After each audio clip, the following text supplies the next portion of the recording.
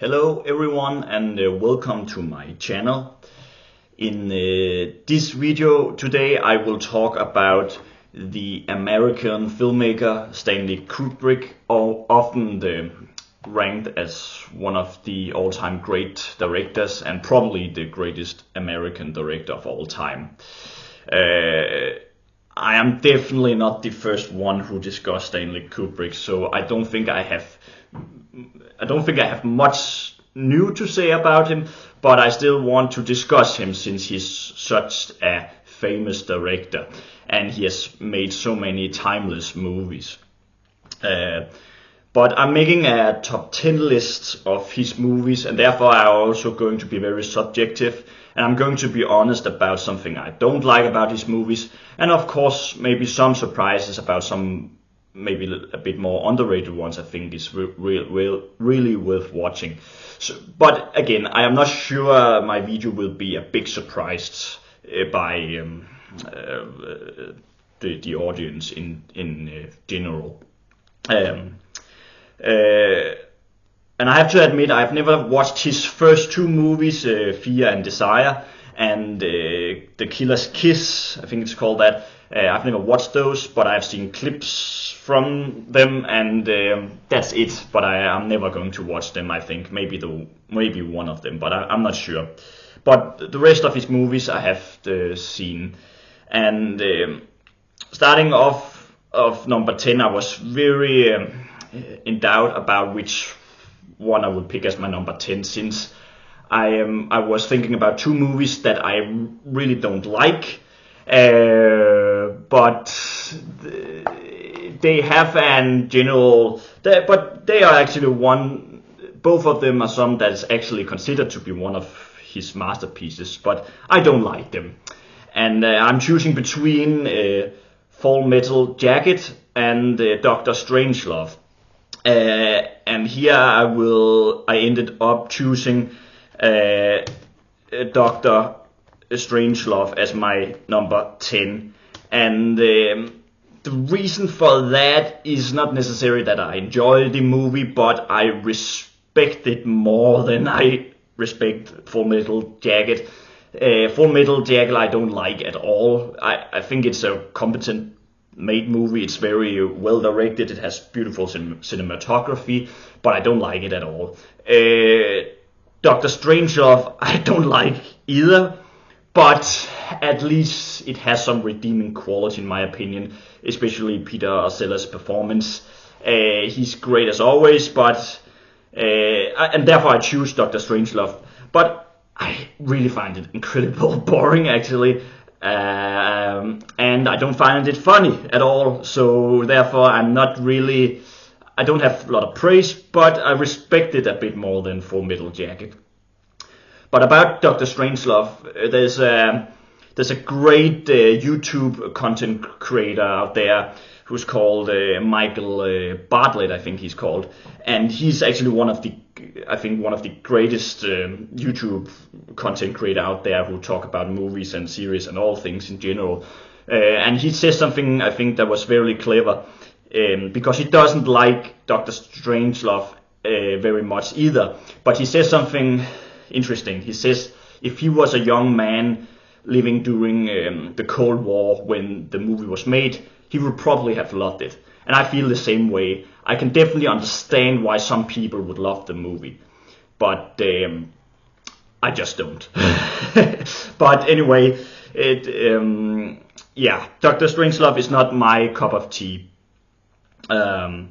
Coming up at number 9, that is Spartacus from 1960, and it's like this big Hollywood epic, and it is pretty enjoyable, but I don't think I can say much more than that. I find it entertaining, it has good acting performances, it's beautiful made. There's a wonderful scene in it where Tony Curtis, is sort of saying loud this poem, and there's sort of like this montage between the people around the area. It's a very, very beautiful scene, quite poetic actually. I think it's the best scene in the whole movie. It's much better than the whole I am Spartacus thing, which I think is a bit overrated actually. But that's a beautiful poem. Like he's saying this, it's really wonderful directed and edited. And I think watch that scene and you will be touched by it. But otherwise, Spartacus is just a fun, long movie. Nothing else really. And it's not really a Kubrick movie. It doesn't feel like it. But it is entertaining. Coming up at number 8, I have to look at my list here. Yeah, that is The Killing from 1956. It's like a film noir heist movie, and let me just say there's like two sides to this movie. There's the first half of it, and then there's the second half. And the first half I don't like very much, but the last half is incredible, I think.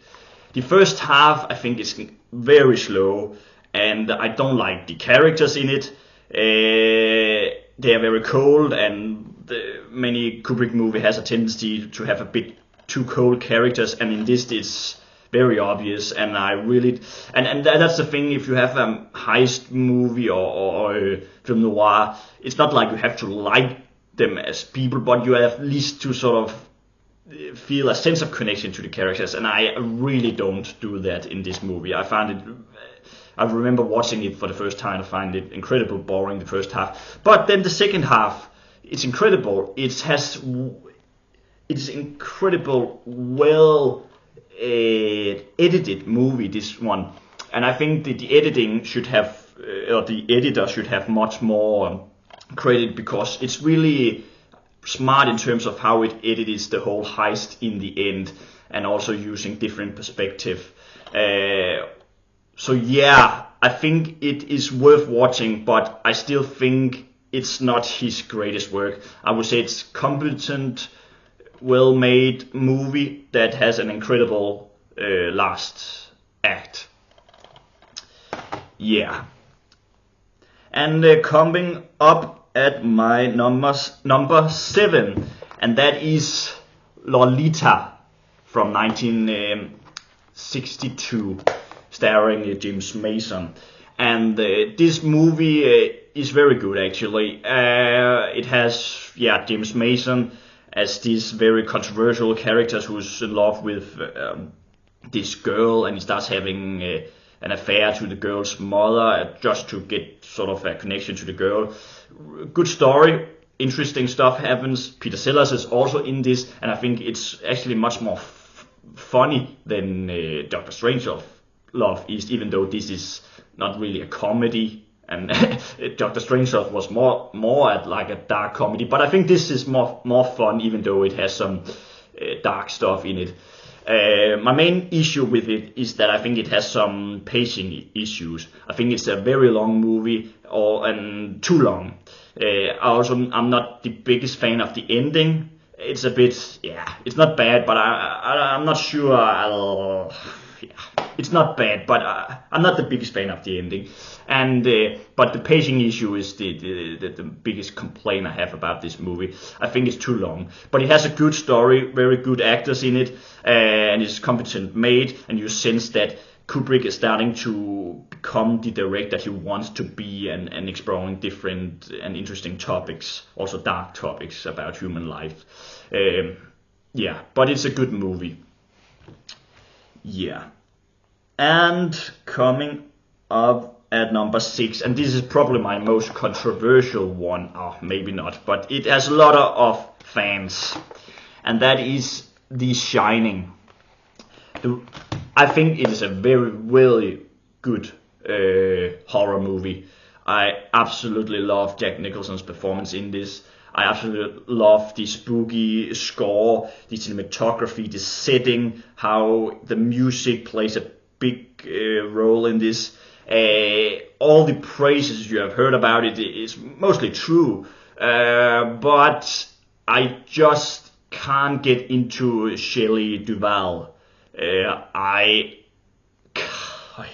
think she's terrible in this, and I know it is intentional that Kubrick has this intention that she has to be this little weird and screamy character, but I can't stand. I really don't like when she is on the screen.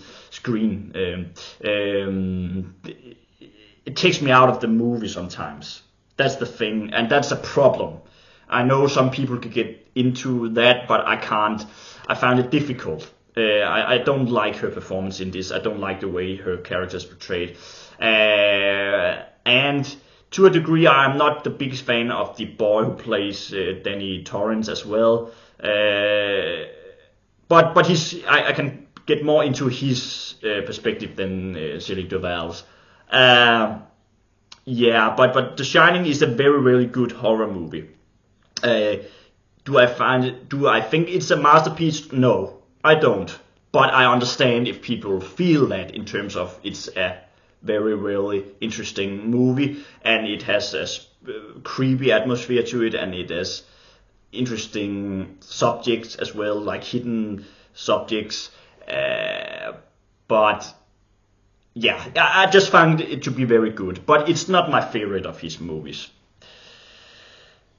Yeah, coming up at number 5, and that is a controversial movie back in the days, and probably still is. It's A Clockwork Orange. But here I want to say a different thing. I think it's actually a great movie. I don't really have much complaints about it. Except that it's not a movie that I want to watch very often. It's called. It's like a movie you can watch maybe every 10 years or so. I've only watched it once, and that was enough. I've seen scenes for it in other contexts, especially when I was taking a course when I was in high school, and I had we talked about movies. That was sort of a movie that has some scenes that had to be analyzed. But so I know the movie well, even though I've only seen it once. But it's just not a movie that I want to see. But I will definitely recommend it because I think it's a great movie. I love the opening, especially the opening. It's probably the best opening for any Kubrick movie, I think. And again, the way Kubrick uses classical music in this is absolutely genius. It is a wonderful movie, but disturbing. But it deserves all the praises it gets, and I think it's good that it's not. You don't talk, even though it's a controversial movie, but it's good that it also has some praise, because there's a lot of great stuff in it. But I don't have much else to say about it. Coming up as my number 4, and this is probably, I don't know if it's this. Some people will probably disagree about how high this should be, but it is Eyes Wide Shut, his last movie from 1999. That I think is actually Kubrick's most entertaining movie.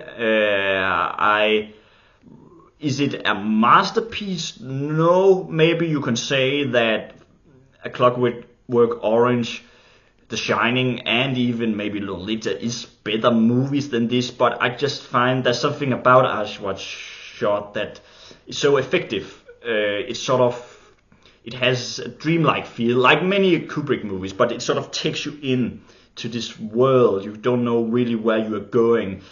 It's like a movie where a lot of stuff is happening, and yet nothing happens.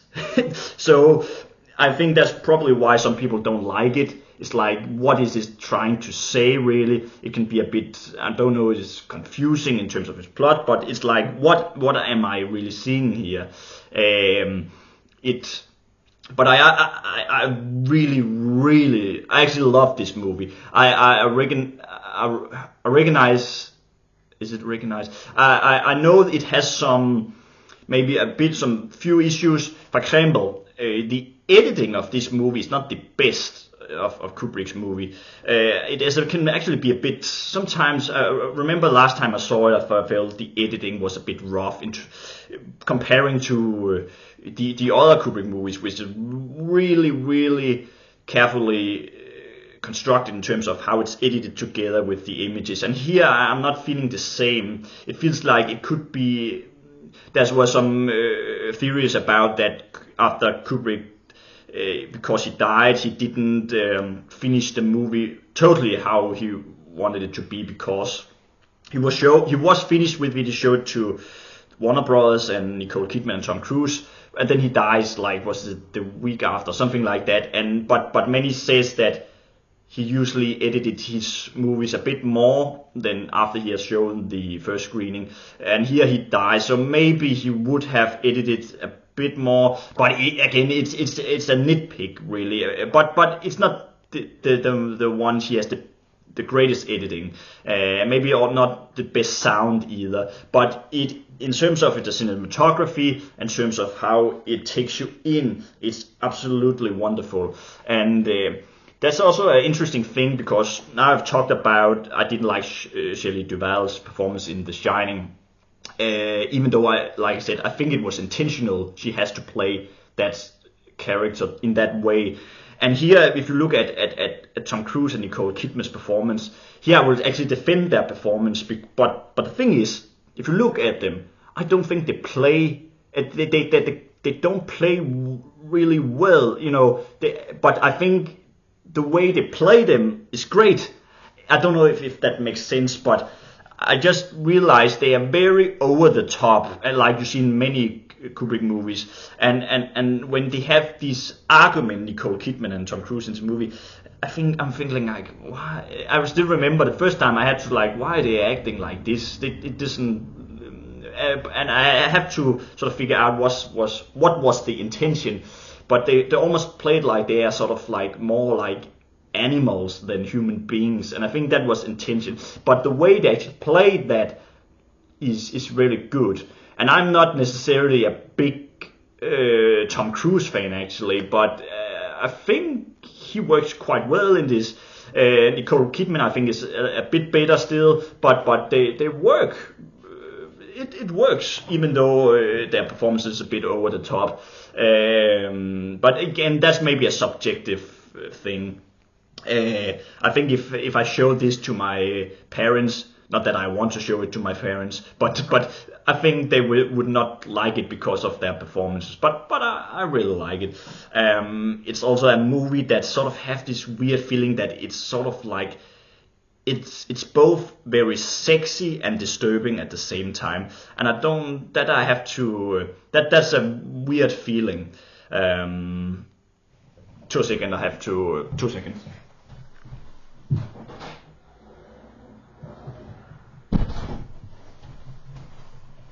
Sorry about that. That was my cat, and he's he when he do something, I have to do what he says I have to do. If you have cats, you understand what I mean.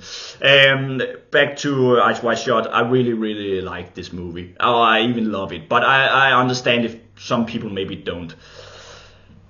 Coming up at my number 3, and that is Path of Glory from was it from 1957?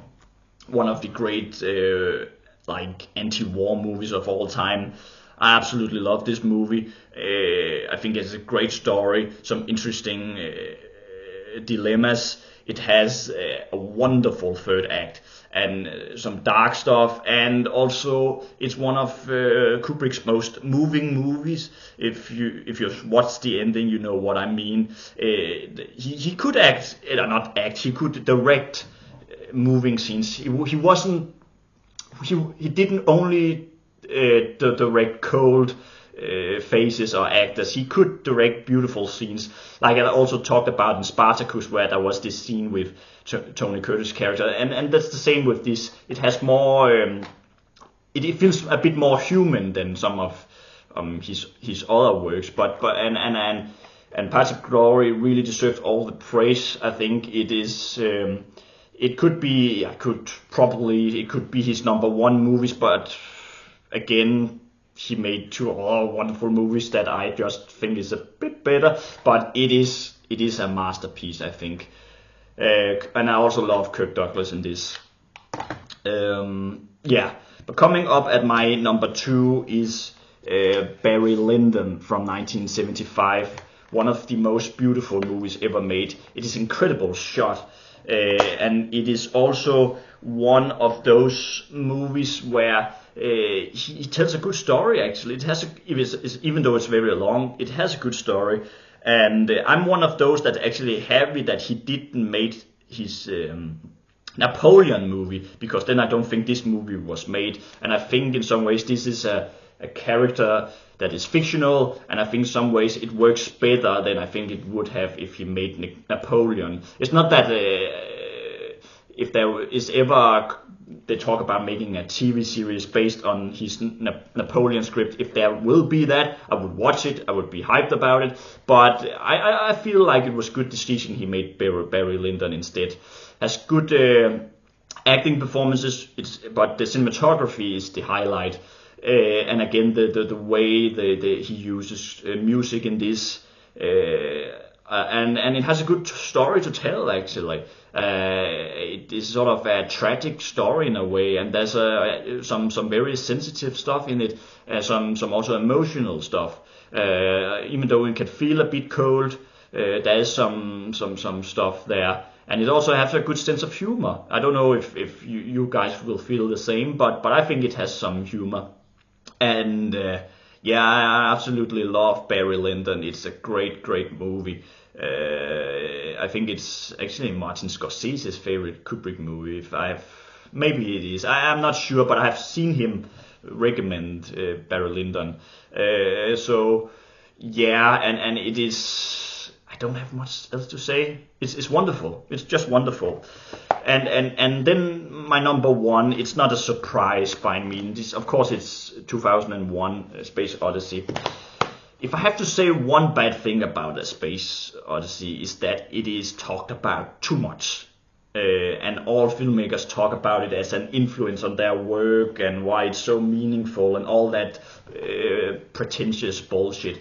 And I'm not saying that they have the right to feel what they do, but don't use 2001 to sort of say it's influenced your work. I think that is lazy, because if 2001 has just to be a movie that stands on its own, and I don't like if it's like it's just an experience to watch. It is so it's don't focus on the plot, but it is so immersive and beautiful, and almost like a spiritual experience to watch it. And I think it's so ahead of its time. So I could not pick other ones. Like I said, it's maybe not his most entertaining work, but it is, I think, his most clever work.